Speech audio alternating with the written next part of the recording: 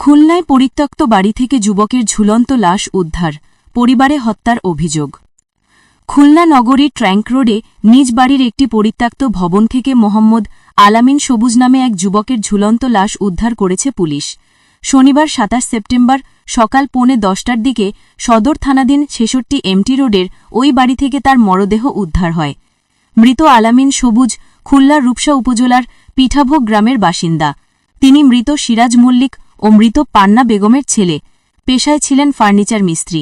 বর্তমানে তিনি স্ত্রী লিমা সহ শ্বশুরবাড়ি রূপসার আলাইপুর ইউনিয়নের পিঠাভোগ গ্রামে বসবাস করছিলেন।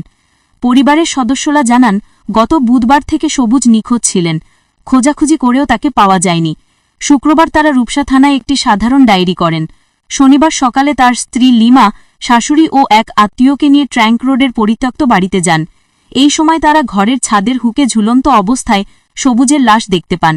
পরিবারের লোকজন ৯৯৯-এ ফোন করলে সকাল ৯:৩০টার দিকে পুলিশ ঘটনাস্থলে গিয়ে মরদেহ উদ্ধার করে।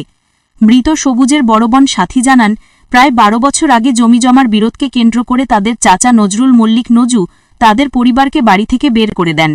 এরপর একাধিকবার তারা বাড়িতে ফিরতে চাইলে বাধার সম্মুখীন হন।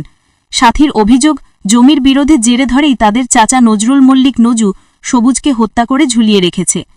এ অভিযোগের সুরে সবুজের স্ত্রী লিমাও বলেন, বুধবার সকালে তিনি ফার্নিচারের দোকানে যাওয়ার কথা বলে বাসা থেকে বের হন, পরে আর ফেরেননি।